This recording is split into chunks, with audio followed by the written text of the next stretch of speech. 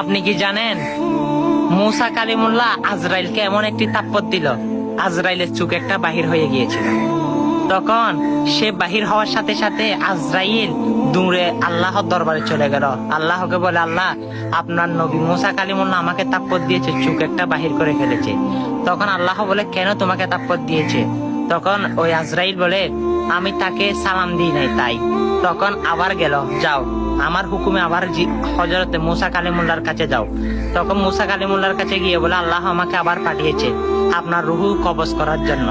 তখন আপনি কি এই দুনিয়ায় থাকবেন নাকি চলে যাবেন? তখন আল্লাহ রাব্বুল আলামিন থেকে ঘোষণা আছে, মুসাকে বলো তার গোড়ার মধ্যে যতটা পশম রয়েছে পশমের মধ্যে হাত দিতে, হাতের মধ্যে যত পশম আসে তাকে ততটুকু খাইয়াত দেওয়া হবে। তখন মুসা কালিমুল্লাহ বলে, হে আজরাইল, আমি তোমাকে কেন থাপ্পর দিয়েছি জানো? তুমি আমার কাছে এসেছো, আমাকে সালাম দাও নাই, সেটা কোনো দুঃখের বিষয় না। কিন্তু শেষ নবী আসবে হযরত মুহাম্মদ মুস্তাফা সাল্লাল্লাহু আলাইহি ওয়াসাল্লাম, তার সামনে যদি এরকম বিয়াদবি করো তাহলে কেমন করবে? আমি থাপ্পর দিয়ে চোখ বাহির করে দিয়েছি, তিনি যদি এরকম যদি তার সামনে গিয়ে যদি তুমি সালাম না দাও তোমার অবস্থা কেমন হবে? আল্লাহ কেমন করবে?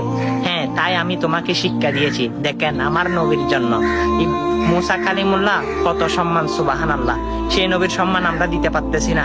এই ঘটনাটা শুনেছেন আমার নবীর জন্য, মুসা কালিমুল্লাহর জন্য।